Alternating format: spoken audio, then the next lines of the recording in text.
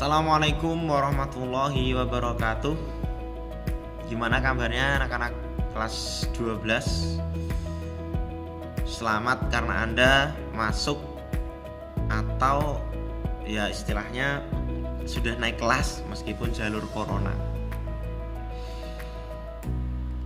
Untuk kali ini kita akan belajar prakarya dan kewirausahaan bersama Bapak. Mudah-mudahan apa yang akan kita pelajari ini nanti bermanfaat untuk kita. Dan yang diingat pastinya jaga kesehatan kalian, selalu patuhi prosedur protokol kesehatan dan jaga imunitas kalian. Oke. Di prakarya dan kewirausahaan kali ini Bapak akan membahas tujuan, prinsip, dan kompetensi dasar apa saja yang akan kita bahas di semester ini. Sebelumnya ada kata-kata dari Albert Einstein, cobalah untuk tidak menjadi orang yang sukses, tapi jadilah orang yang bernilai. Jadi ketika kita punya cita-cita, jangan hanya mengejar sukses, tapi jadilah orang yang bernilai. Dari segi akhlak, moral, intek, kemampuan, dan lain-lain, jadilah orang yang bernilai. Maka orang lain akan menganggap bahwa kamu itu adalah orang yang sukses. Ringkasnya seperti itu.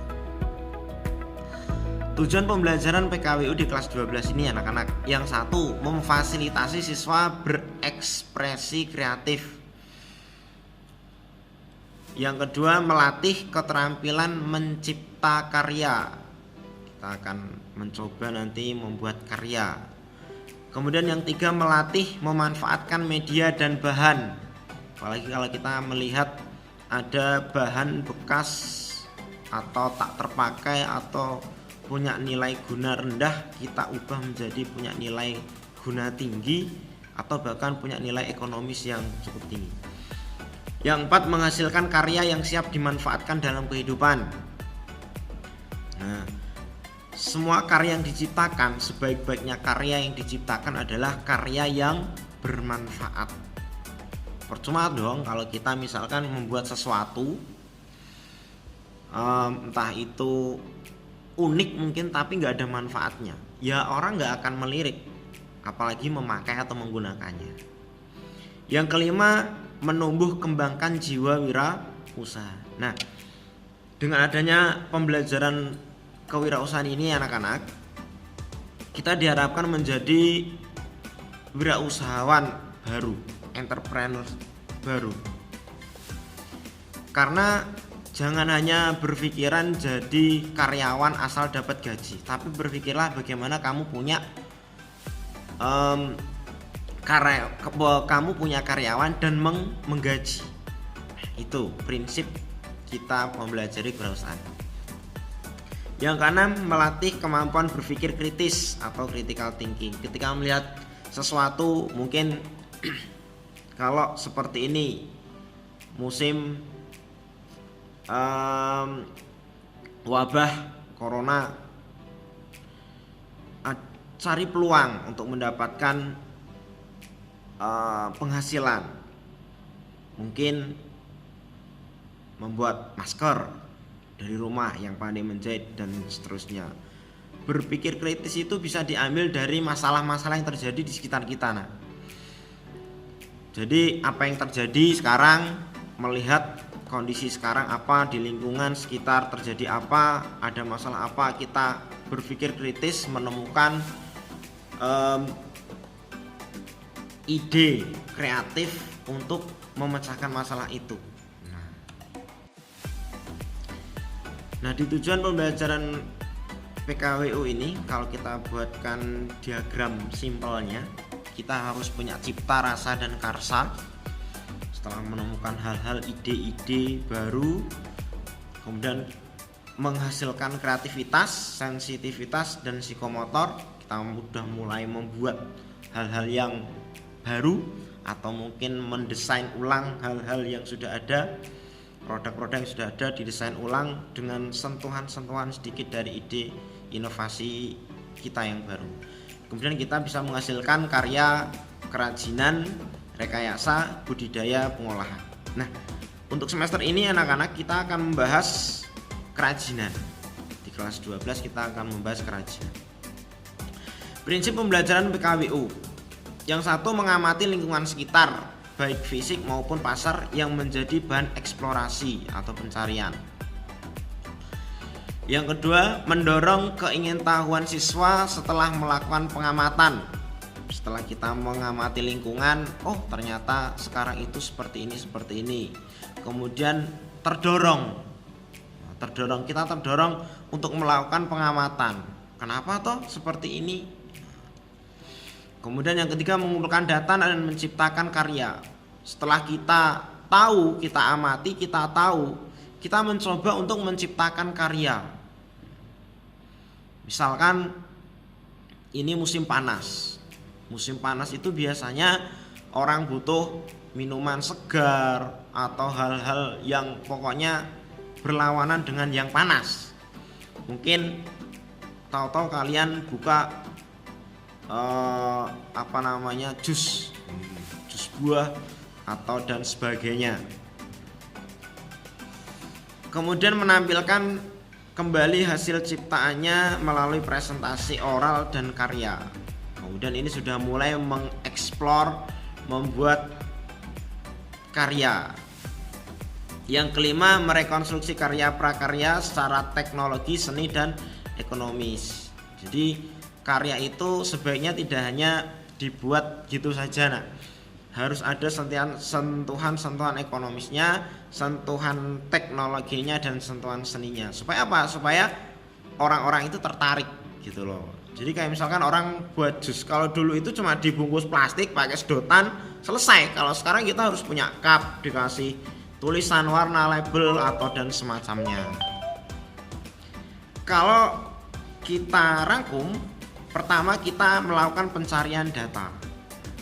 Kemudian kita analisis data itu. Sekarang musim panas, kita analisa. Kalau panas itu orang butuhnya apa? Berkarya, kita sudah mulai melakukan sesuatu. Sudah mulai berkreasi. Kemudian presentasi, langsung diwujudkan hasilnya dan rekonstruksi. Ya sudah selesai semuanya. Nah, ini kompetensi dasar yang akan kita bahas. Nah, kalau Bapak baca satu persatu akan lama sekali karena seperti koran. Oke ya. Kalau kita ringkas, jadi yang pertama di semester ini kita akan membahas perencanaan ide dan peluang usaha. Kita merencanakan kerajinan apa yang akan kita buat, idenya seperti apa, kemudian kita lihat peluang usahanya. Kayak gitu.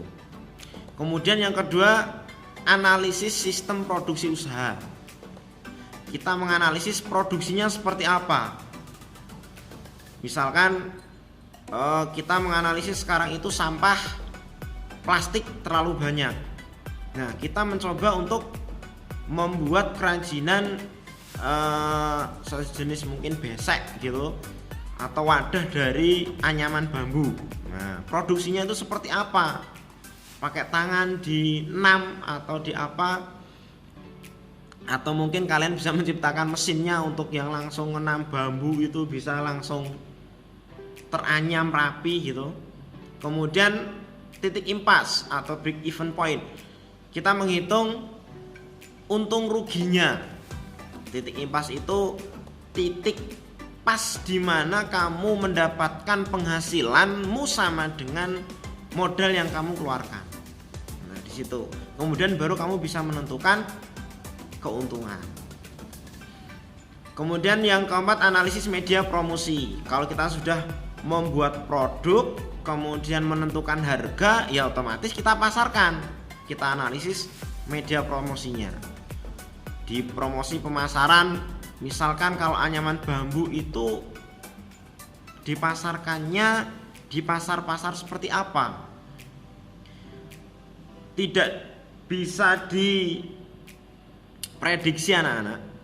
Mungkin suatu saat nanti seperti minimarket ya bahkan sampai supermarket tidak akan menggunakan plastik lagi. Mungkin mereka akan menggunakan kalau di luar negeri sudah menggunakan kantong kertas, mungkin di Indonesia akan menggunakan kantong dari bahan bambu itu. Bisa saja dilihat nanti. Karena sekarang limbah plastik itu susah diurai dan limbahnya itu ya semakin banyak, merusak alam. Media promosi akan dipasarkan di mana. Kemudian yang terakhir ada analisis sistem konsinyasi, kerjasama dengan pihak kedua ketiga. Kalau kita sudah bisa membuat produk katakanlah tadi anyaman dari bambu, kita mau titipkan di mana? Langsung kita titipkan di supermarket, minimarket atau toko-toko atau mungkin toko-toko gerabah atau mungkin lain-lainnya. Sistem konsinyasi, kerjasama dengan pihak kedua ketiga dan seterusnya. Nah, ini yang akan kita pelajari di semester ini. Intinya kalau mudahnya ya akan kita pelajari adalah 5 bab ini. Oke ya. Nah, di kali ini kita cukup tahu dulu apa yang akan kita bahas di semester ini. Selanjutnya Bapak akan mulai di bab pertama, yaitu perencanaan, ide dan peluang usaha. Terima kasih. Dan mudah-mudahan apa yang kita pelajari ini bermanfaat dan salam sukses. Mudah-mudahan kita menjadi wirausahawan muda yang bernilai dan sukses. Assalamualaikum warahmatullahi wabarakatuh.